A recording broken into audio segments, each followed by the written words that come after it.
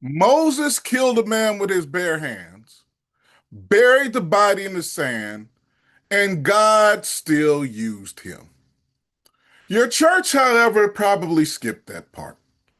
They taught you Moses parted the Red Sea, but they didn't teach you that he had a rage problem that followed him his entire life from Egypt to the wilderness to the moment that it cost him the promised land. My name's William. I'm a licensed therapist and clergy, and I want to talk to you about what the Bible actually says about anger because it's not what we heard on Sunday morning. The story they skipped. In Exodus chapter 2, Moses is a grown man living in Pharaoh's house. He's been raised Egyptian, but he knows that he is Hebrew. And one day he goes out to where his people are working, and the text says he saw their burdens. Here's what we miss. It wasn't the first time that Moses saw oppression. He'd been watching it his whole life, from inside the palace. He was eating at Pharaoh's table while his people were making Pharaoh's bricks. He saw it every day, but couldn't say anything or do anything because he was surviving inside of a system that was crushing his people. That's not just a Bible story, that's a clinical picture. Years of watching injustice and being unable to speak. The anger didn't start the day that he killed the Egyptian, it started years ago in that silence. And that text says something that most of us as pastors often blow right past. He looked this way, and then he looked that way. Now, as a therapist, I read that and I see hypervigilance. This is not a man planning a murder. This is a man whose nervous system is on fire because of years of suppressed anger. He'd been storing it for years and he was about to erupt. And he does erupt. He kills the Egyptian and buries him in the sand. Here's what I want us to understand. The difference between accumulated restraint and emotional regulation. Restraint just holds it in tightly, while regulation processes it. Moses had restraint, he didn't have regulation. And when restraint runs out, the body then acts. That's a nervous system that's not given a safe place to process what it carries. And so then the body just begins to act. Anger doesn't start out violent, it often starts out with being unheard, which is one of the greatest needs that human beings have, to be heard and to be understood. Why do good people snap? Moses went out again. He saw two Hebrews fighting and he tries to intervene, and one of them says something that's devastating. Who made you ruler and judge over us? Are you going to kill us like you did the Egyptian? Think about that.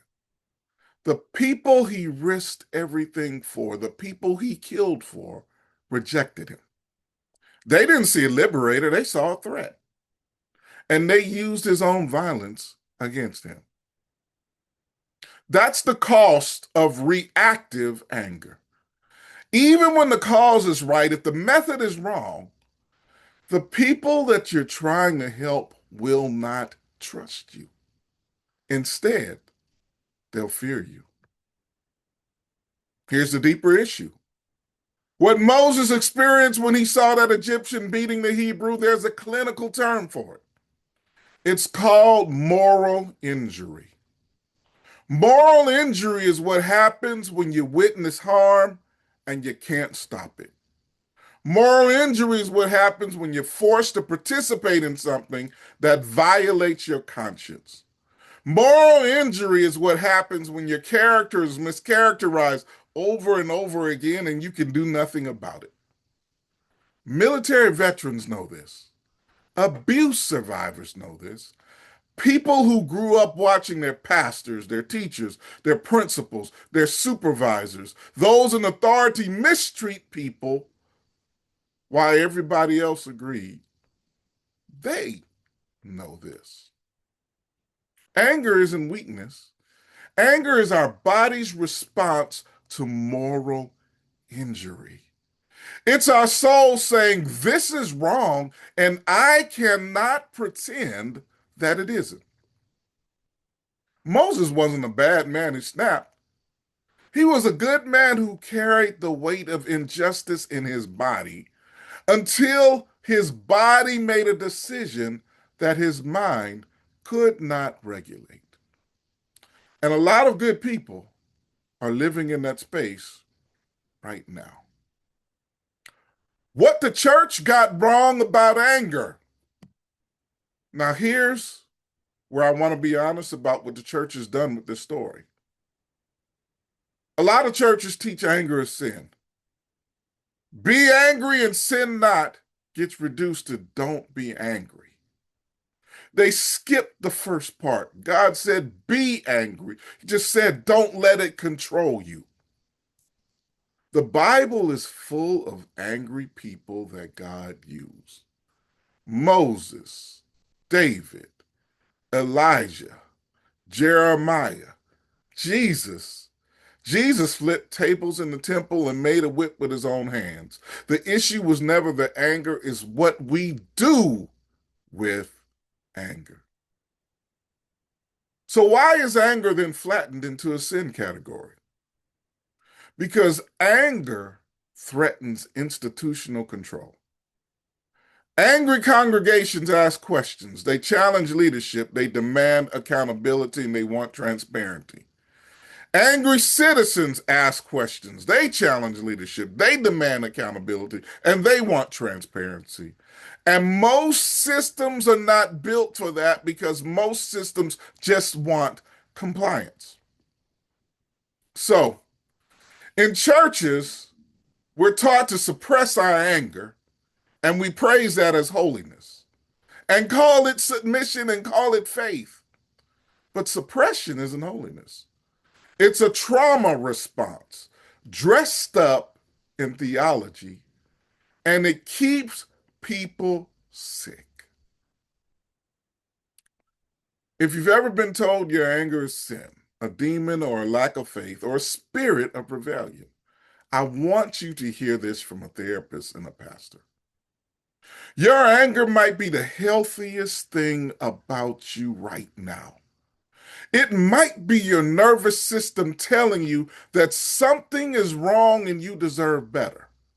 The question is not whether you should be angry. The question is whether anyone ever gave you a safe place to process that anger in a healthy manner.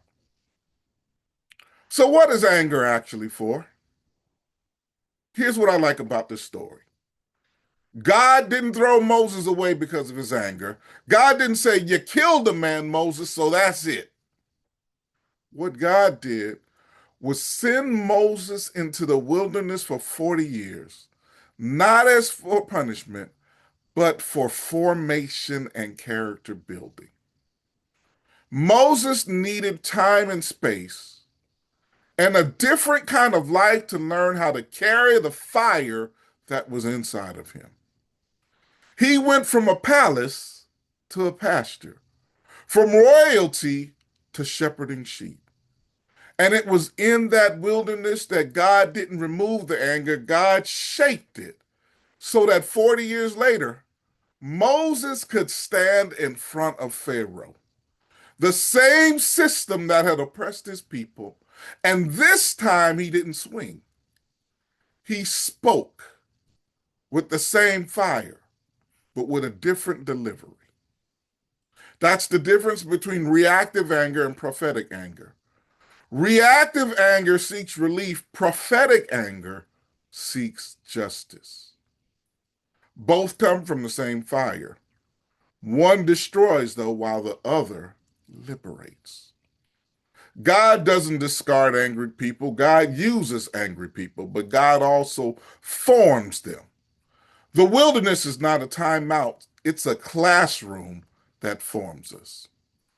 So if you're carrying anger right now about what happened to you in a church, in a family, in a system that was supposed to protect you, you're not broken. You might just be exactly where Moses was, full of fire with nowhere safe to put it. But the fire isn't the problem. The silence is the problem. And healing starts when we finally let someone witness what we've been carrying long alone. Next week, I'm going to tell you a little bit about my own story, the rooms I've been in, the signs I've held up, and what it cost me. Make sure you're subscribed so you don't miss it. And remember to love God, love your neighbor, and love yourself. Take care.